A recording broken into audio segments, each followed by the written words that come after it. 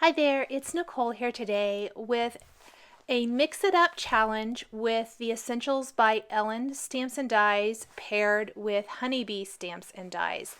I am using the Essentials by Ellen Mermaid's Tail stamps and die set with the Sending Sunshine United We Flourish stamp and die set exclusive to Ellen Hudson, as well as several other honeybee dies to create this fun scene.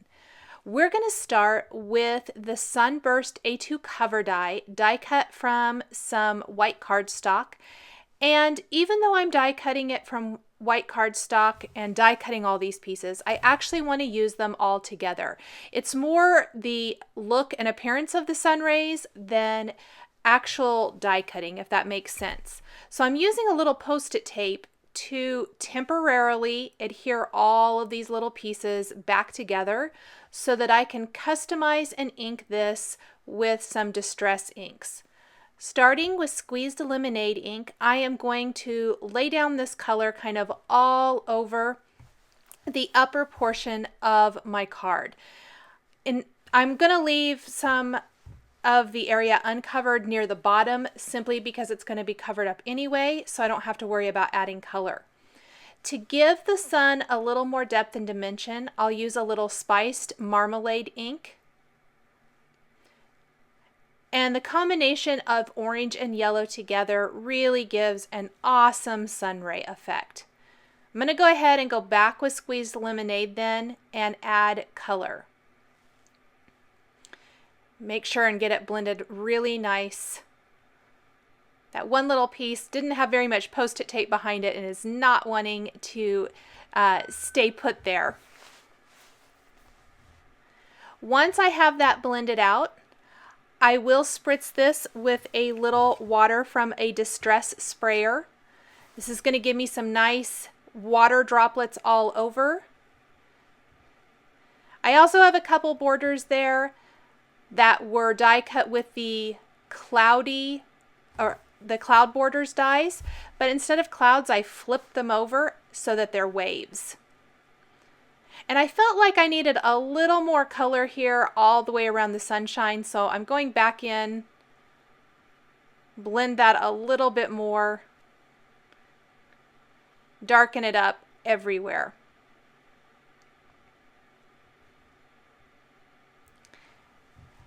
Once my background is all spritzed, I've blotted it dry. Those cloud borders were inked with Salty Ocean and Twisted Citron. I apologize that that did not get in the video. I think my video camera shut off and I didn't realize it, so I'm really sorry about that. But same thing as the background, I simply die cut those from smooth white cardstock and inked them with the two colors, spritzed them with water from a distress sprayer and blotted those dry. I'm going to take my dry background now and using greetings from the Sending Sunshine stamp set and some black dye ink, I'm going to stamp my greeting, the top part of my greeting anyway, right there on the sunshine, which reads "A Day Without." And then for the rest of the greeting on the front of the card, I am die cutting the words sunshine from a layer of cardstock attached to fun foam with stick-it adhesive. This is one of my favorite ways to create a dimensional greeting. It is going to be inked with the same colors as the sunshine background, so spiced marmalade and squeezed lemonade. What's fantastic about this, it becomes part of the design, but it also has some dimension, so it's still very easy to read. The top portion of the greetings are all inked with spiced marmalade and the bottom with the squeezed lemonade. And the little dot for the eye is so teeny tiny. I'm using some tweezers to hold on to it and to ink it. But this is just a fantastic way to have a greeting that's a combination of both stamped sentiments and a die cut dimensional sentiment. Once this is inked the way I want it to look, I can take that and attach it to my card base. So I'm going to carefully peel it off of my work surface. I'm using a craft mat here so that it peeled up easily. And I'm popping out any of the insides of those little letters that maybe didn't come right out using a piercing tool.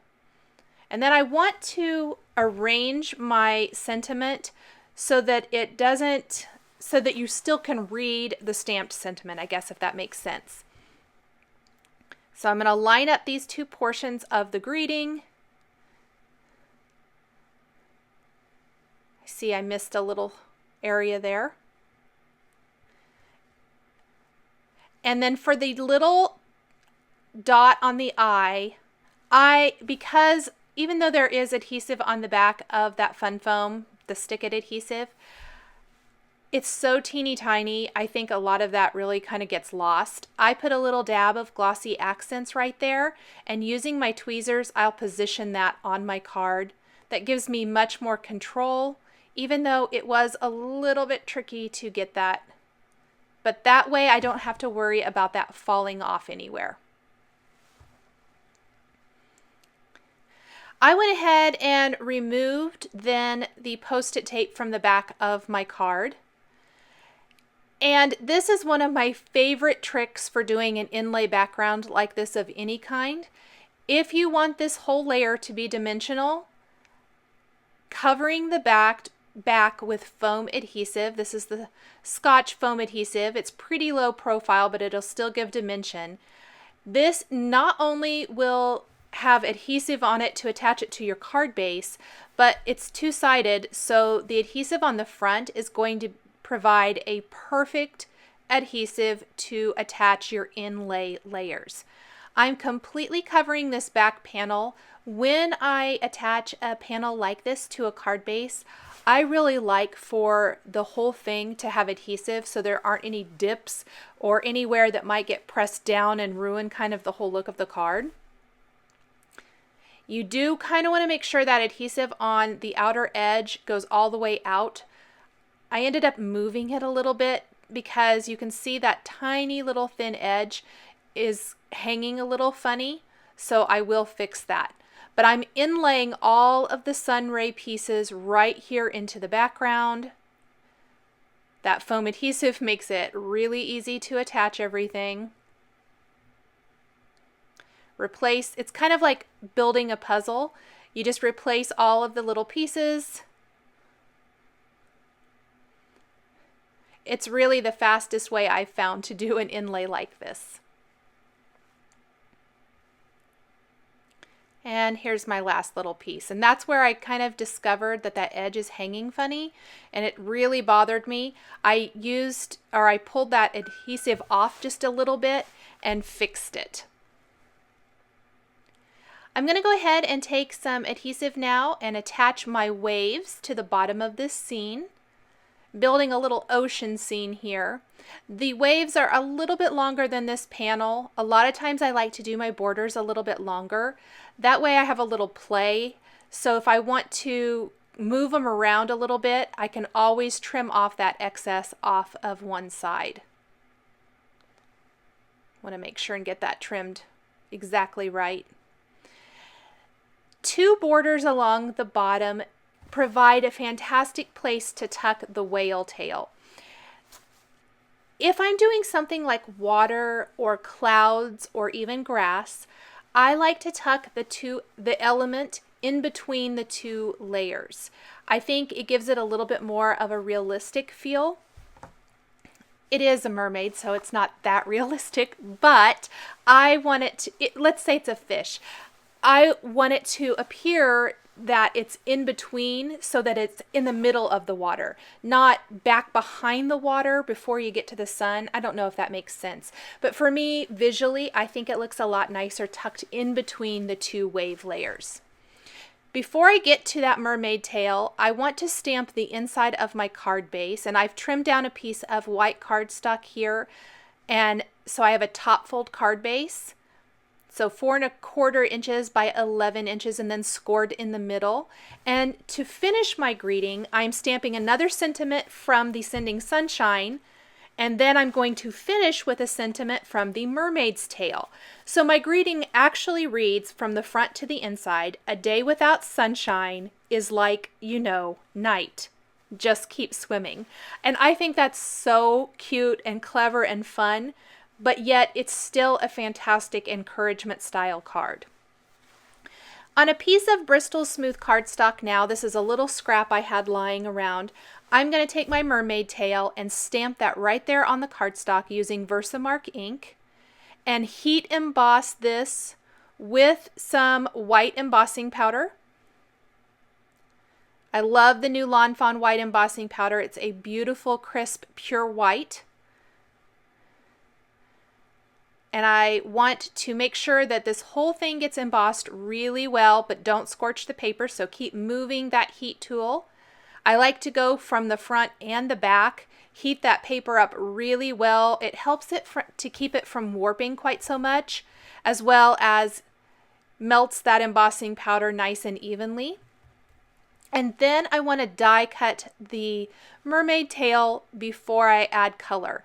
I originally was going to start adding color, and I realized it'd be a lot easier to die cut the mermaid tail first. So I'm using that coordinating mermaid's tail die, and I want to create a rainbow design. I have my regular ink blending tool from Ranger out, and then I have some dauber duos. The ink blending tool is really going to be too big for this particular technique because I want to only color in small little areas. When I'm distress inking small areas, I love dauber duos for this. They really provide a great way to apply the ink in smaller areas. And I'm doing a rainbow effect with picked raspberry, candied apple, spiced marmalade, squeezed lemonade, twisted citron, salty ocean, and wilted violet. And I'm going to repeat this a couple times all throughout my mermaid tail to give that rainbow appearance. With the sunshine background and the waves along the border, I wanted that mermaid's tail to really take the focal point in that awesome rainbow design. Keep laying all this ink down. I have labeled my dauber duos, and I keep them in a little case so that I can use those over and over just like I do my regular ink blending tools. That way I get lots of use out of them, and I can just grab them when I need them for another project. I'll take a dry paper towel now and buff any ink that's sitting on top of the mermaid tail off of the embossed areas, and then place some nice strong adhesive on my mermaid tail and tuck it between those two waves on my scene. So I want it to kind of be tucked just a little bit under that dimensional greeting.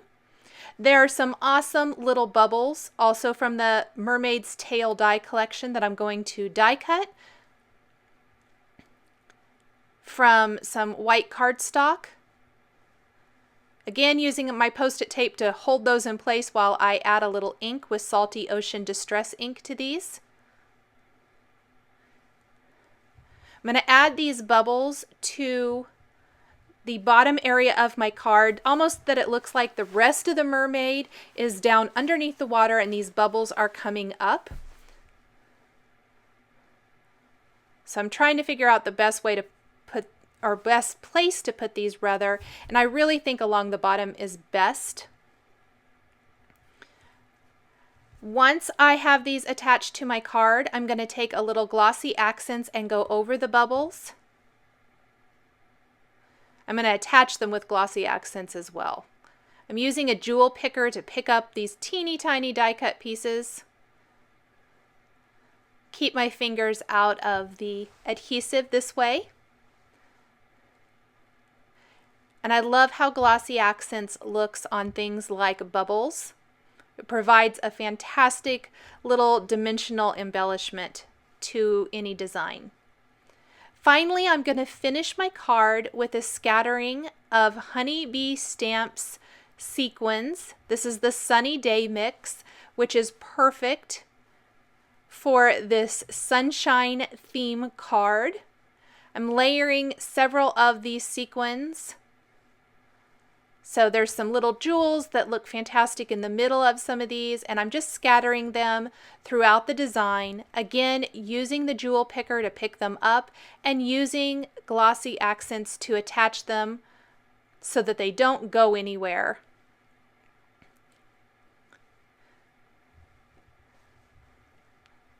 Once I'm finished adding all of the sequins to the card, and I kind of want to do them all over the top portion of the card, but not overload it. So there's a few scattered here and there. I'm going to peel off the backing paper from the back of this, from the foam adhesive, and attach it to my white top fold card base that we stamped a greeting on the inside. Peel off all of these strips. And that is going to finish up this Mix It Up Challenge card featuring the Essentials by Ellen Mermaid's Tail stamps and dies and the Honeybee stamps Sending Sunshine United We Flourish stamp and die set, as well as other Honeybee stamps dies. So there's the front and there is the inside. Thanks for joining me today for this Mix It Up Challenge card. The supplies I used are listed and linked below the video here on YouTube. Thanks for watching, and we'll catch you next time.